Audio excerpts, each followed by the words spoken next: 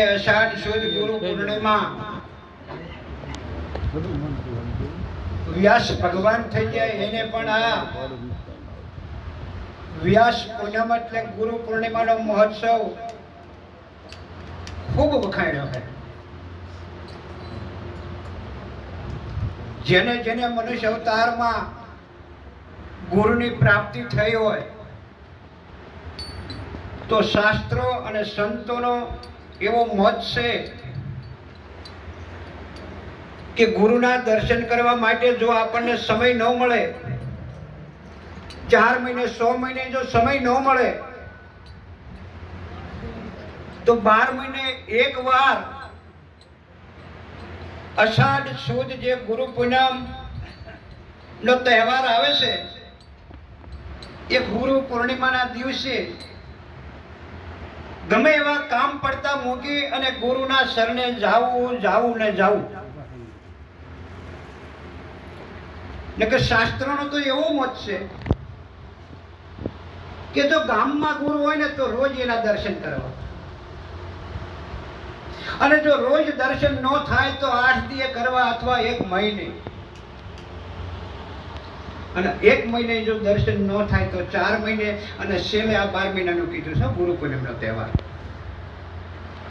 એટલે ગુરુ પૂનમનો તહેવાર બહુ ઉત્તમ ગણવામાં આવ્યો છે. તો આવો આજે આપણે આ ગુરુ પૂનમનો મહિમા દૂર દૂરથી બધા આવેલા ભાઈઓ અને બહેનો આનંદ માણી રહ્યા છે. અને આજે આ ગુરુ પૂર્ણિમાના નિમિત્તે જે કંઈ ભોજન કરવામાં ખર્ચ કર્યો છે એવા મહાપુરુષો જે રમણીકભાઈ છે થાનમાં રહેશે, પછી દિનેશભાઈ અથવા જહમતભાઈ, આવા જે ભાવિક ભક્તોએ તન મનથી તો બધા સેવા કરે પણ આમને ધનથી સેવા કરી. તો મારા બાપલા તાણીને ખૂબ તાળીથી વધાવો. બીજું કે આપણે દર વર્ષે ગુરુ પૂનમનો મહિમા પોસારામ મહારાજના ઘરે રાખીએ છીએ અથવા એમના ભાઈઓના ઘરે રાખીએ છીએ. પણ આજનો આ શુભ પ્રસંગ અમારે આ મકાનના માલિક છે ગોપાલભાઈ. તો ધન છે ગોપાલભાઈના માતા પિતાને, કારણ કે આવું કંઈક રતન પાક્યું અને એ ગોપાલભાઈને પરમાત્માની સદગુરુની કંઈક કૃપા થઈ અને એની કૃપાથી હું અને તમે આજે એના આનંદે આનંદ માણી રહ્યા છીએ. તો ધન્યવાદ છે એવા ગોપાલભાઈને બધા આશીર્વાદ આપો. એક તાળીથી એને વધાવો.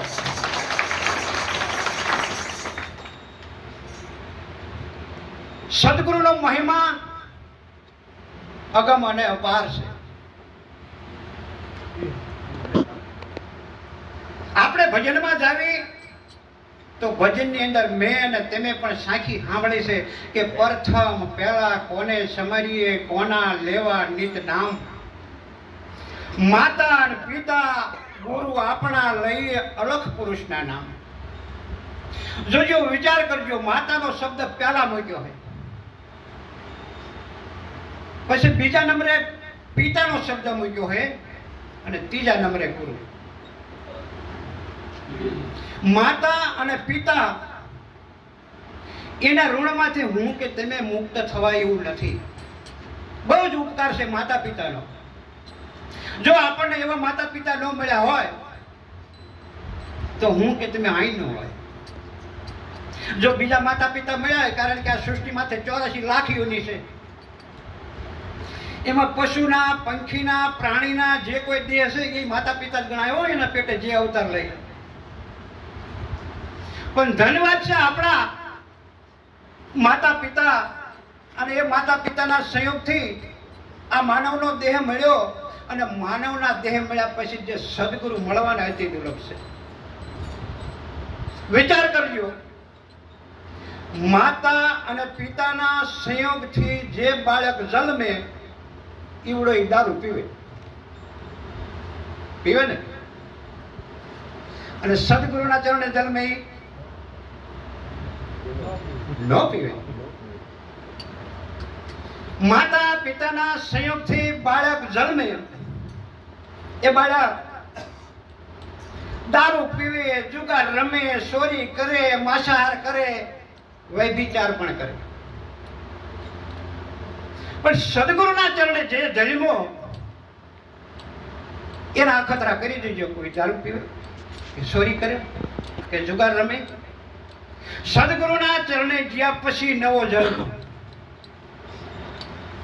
એટલે મહાપુરુષો કહે છે કે વાણી બોધ સુણતા કર્મ છૂટી જાય. ગુરુજી એવા ગોતી આવી વાણી આપણે બધા સાંભળેલી છે.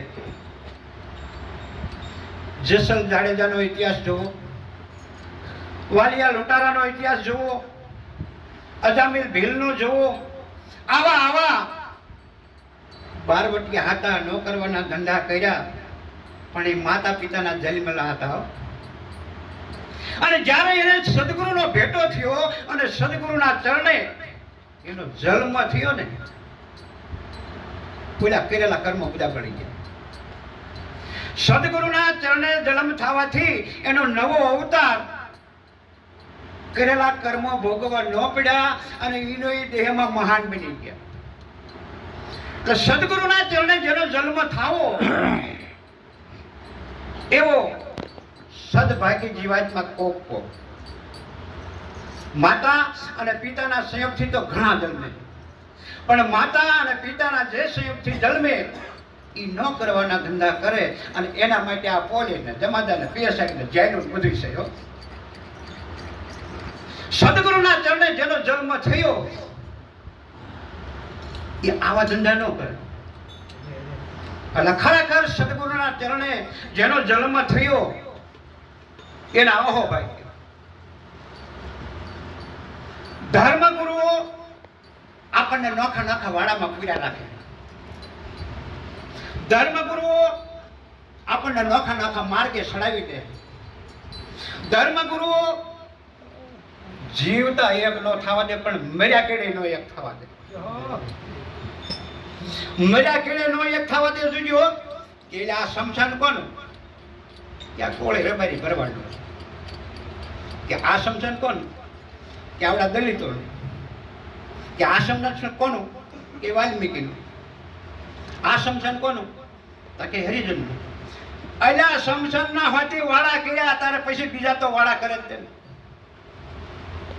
ધર્મ ગુરુઓ નોખા નોખા વાળા કરી અને જોજો ધર્મના વાળા એમાં પૂરે, પછી શમશાનના વાળા એમાં પૂરે, પણ સદગુરુ તો વાળામાં જ બહાર કાઢે. જેઠ મહિનાની પૂનમના દિવસે મેં એક દ્રષ્ટાંત આપ્યું અને એ દ્રષ્ટાંત ગ્લાસમાં પાણી લો. જે જેઠ મહિનાની પૂનમે આવ્યા હશે, જેને સાંભળ્યું હશે એને ખબર હશે. અને આજે હજી મારે એનો